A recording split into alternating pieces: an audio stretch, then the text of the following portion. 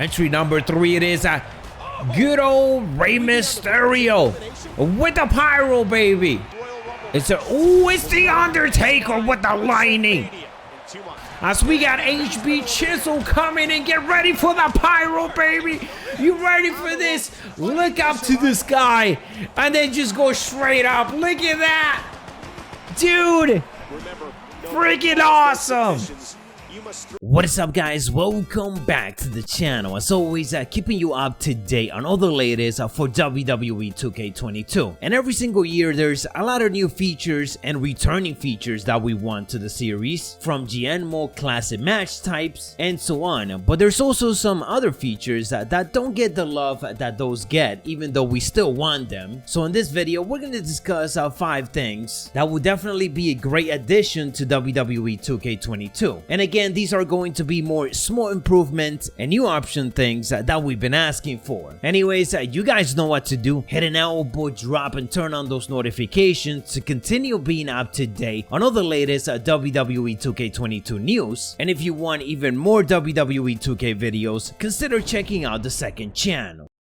And let's start off with something simple, and that is the limitations that we have for community creation. There shouldn't be a download limit for this, there shouldn't be a certain amount of space that needs to be dedicated to it, and then unfortunately once we fill that up, we're no longer able to download anything. It's a bit confusing why we have these type of limits, especially in community creation, which is the thing that keeps the game going. Now I understand the 20 downloads per day, as if you have more than that it could cause some issues to the server. But overall, there shouldn't be a space limit, and we shouldn't have to delete older creator wrestlers just so that we can make space for newer ones. The only restriction that this should have is how many space you have available on your PlayStation, on your Xbox, or on your PC. If you have the space available to download 500 creator wrestlers, I feel like we should be able to do that. I really hope that this is something that gets sorted out, because especially after WWE 2K20, so many of us continue to play WWE 2K19, and at this point I can't download anything on it already because I don't have any empty spots, as they are all filled up. Sticking with community creation, and I'm actually shocked that this is something that hasn't been added just yet after all of these years of us suggesting it, and that is the ability to make an alternate attire